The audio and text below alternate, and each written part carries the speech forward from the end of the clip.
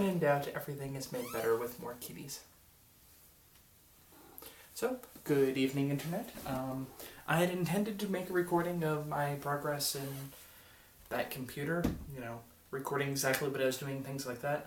My housemate's downstairs. I don't really want to disturb him. Camera's totally tilted. One moment.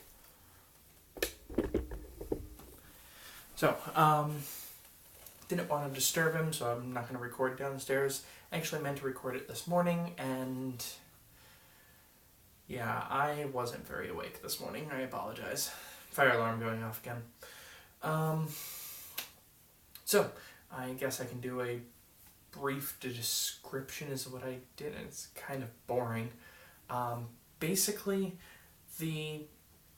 so as I explained yesterday, I have a setup downstairs. I can take pictures of it, I suppose, but I have a setup downstairs that basically is a laptop with a dock. The dock is plugged into an external monitor.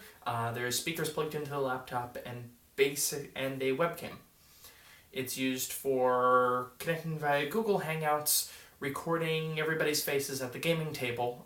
It's zoomed in just where it's kind of like you're a part of the gaming table. If one can't tell, I worked on video conferencing a little bit for work a while back. I don't really work on that anymore, but I'm still used to a lot of the ideas. You want to have the remote person feel like they're a part of the table, a part of the experience. Same thing happens with role-playing. I have the camera tilted, like I said, where it's kind of like everybody's face-to-face with her.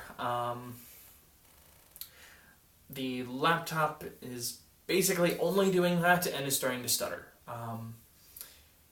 Google recently revised their minimum requirements. Yeah, my laptop doesn't meet them anymore. This is what happens when I have a 5-year-old laptop as my primary machine. In fact, actually, all of my machines are now 3 years old or older. Wow, my tablet is my newest device. My second newest device is the phone I'm recording this on, and even the phone is considered very old now, and Google's likely coming out with its replacement next month? This month?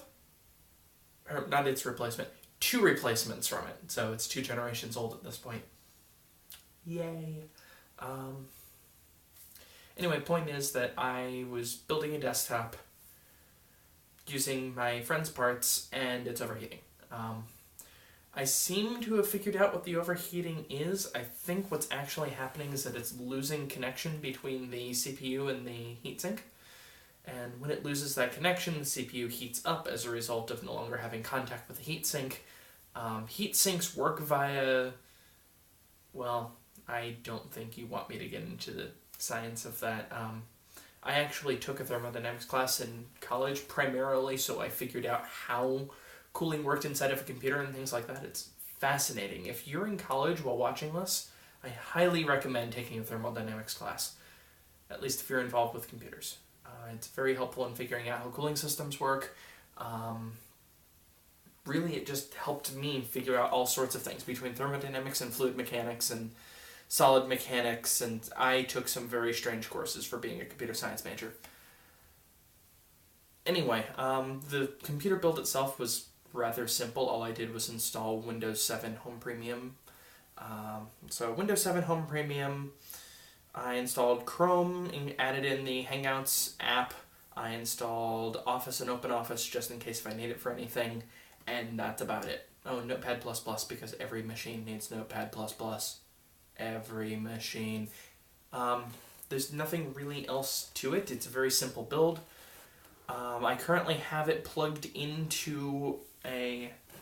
Hello, Boo Kitty. I currently have it plugged into a wireless router of mine. I'm using the wireless router as a bridge.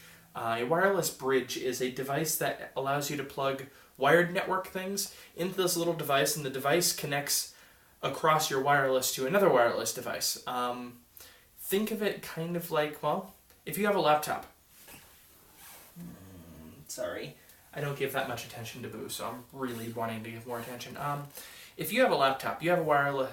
Chances are, unless if you have a very strange laptop, there is a wireless card inside of it. That wireless card is communicating with some type of wireless access point. That wireless access point is presumably not connected to your laptop. Admittedly, you might have a wired connection to your laptop, but bear with me. Your laptop probably has a wireless connection to a wireless access point. For consumer models, usually your wireless access point is your router.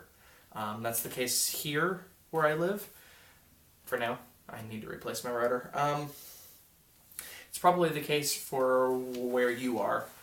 A wireless bridge, instead of having to have a wireless card in your laptop, you can use that wired Ethernet jack in your laptop and plug into a different device that handles all the wireless stuff. The bridge can actually handle, in my case, up to 5 devices total. That's really about it. It's not the fastest thing in the world. In fact, the bridge is actually slower than my internet connection. If I run a speed test, I have dropped about 20 to 30 megabits per second downstream just for using the bridge. But on the plus side, that's still plenty of bandwidth for Google Hangouts, so I'm not too concerned about that. And it seems to be stable, which was my main concern. So yeah. Other things going on, I'm out of curiosity. Somebody had linked me to a geek tour package. So I have been at my job now for 5 years. 5 years and 2 months, actually. As a benefit for being there for 5 years, you are given a sabbatical. It's a most expenses paid sabbatical for yourself and one other person to a country of your choice, as long as it's a country that you have never been to before. I do say most expenses paid. My workplace, which shall not be named, and I'm not wearing a work shirt this time, good. My workplace does not pay for alcohol, and since this is a benefit, taxes come out of it, so it's really as though I'm, well, I don't drink, but it's more like 71 or 72% expenses paid. And there's a limit. I have a cat trying to climb up a ramp. Anyway, point is that you can either take it as two 2-week sabbaticals or 1 4-week sabbatical, and I was thinking about using it for a particular event that may be coming up in a year or two. I'm sure people can figure out what I'm referring to, but, and I had not really even planned much. My thought was going to New Zealand, mostly because myself and the person that would be going both speak English. She also speaks Norwegian and Swedish. I can hammer out a few words in a huge smattering of languages and understand quite a bit more, but I don't think both of us want to learn a new language at the same time just to go on the visit, at least not for the first one. So I was thinking either New Zealand or Australia. New Zealand feels nicer because I can experience a wide variety of terrain types, but anyway, I had no solid plans outside of, hey, look, New Zealand sounds nice, it's in the southern hemisphere. Yeah. So I had looked up the links, and they have, and the one tour site that I had primarily focuses on conventions. It's a Canadian tour group.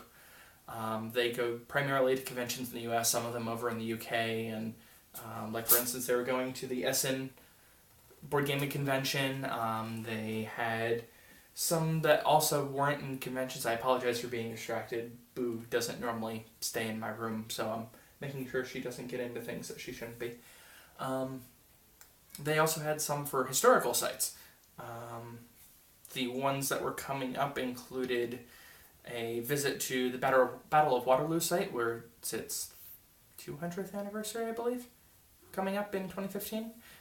There was also another one that visits some of the more historical sites of Japan. That one looks really interesting. I would kind of want to go to that, even though, well, Miki's Japanese isn't too bad. Mine's pretty poor. Yes, Boo-Kitty? So, have any of you ever been to a geeky trip? Oh, the other site that I found was specifically for the Lord of the Rings, thus in New Zealand. I was looking for New Zealand-based tours, and that's the one that I found that was geeky. Any of you have any suggestions for geeky vacation ideas? I mean, my vacation doesn't need to be geeky, don't get me wrong, but there's 2 geeks going on the trip, so yeah. Let me know if you have any suggestions as to where to go, places to see. The only places that I cannot go would be Hushisin. I cannot go to, obviously, anywhere in the United States, Austria, or Norway. Those are the countries I've actually visited outside of airports. Inky would not be able... you can add in Sweden, Denmark, and Scotland. I had to think about that. Oh, the UK in general. I don't know if that would count. Maybe England would count and not Scotland? I don't know if it's nation, country.